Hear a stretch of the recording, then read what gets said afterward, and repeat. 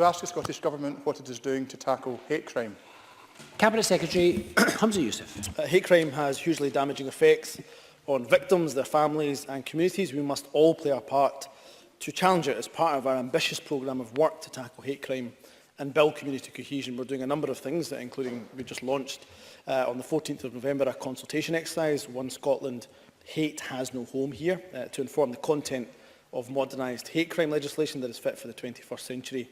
As well as that, on the 26th of September, in partnership with Police Scotland, our hate crime campaign was also launched. This campaign aims to encourage witnesses to report hate crime, sending a very clear message that hatred and prejudice will not be tolerated in Scotland. In terms of a consultation, I should say it is open to all individuals, communities and organisations.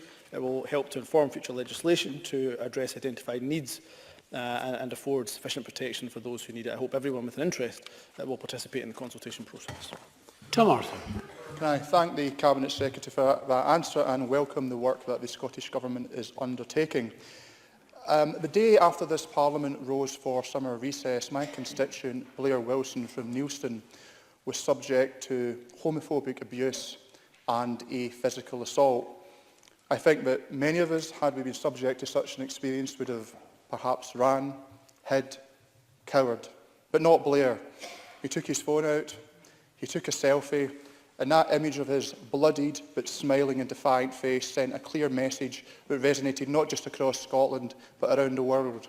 I wonder if the Cabinet Secretary would join me in paying tribute to Blair, and if he agrees with me that it is because of the dignity and compassion and values of people like Blair and countless others that we will together consign hate crime to history in Scotland. Cabinet Secretary.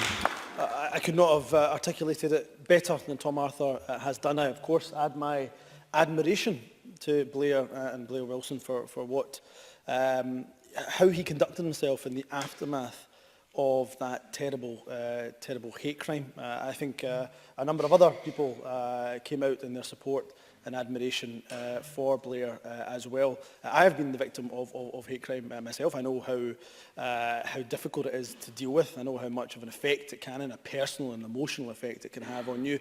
And nobody would have forgiven, nobody would have faulted Blair whatsoever if he had chosen to just deal with that in a personal way. But instead, he defiantly, as Tom Arthur rightly says, chose to tell his story and absolutely put out there some of the terrible hatred that gay people have to deal with in terms of the homophobic abuse that Blair went through. So yes, I want to join with Tom Arthur in putting on record my admiration for Blair and the countless number of others who stand defiantly in the face of hatred and say that simply there is no home for hatred here in Scotland.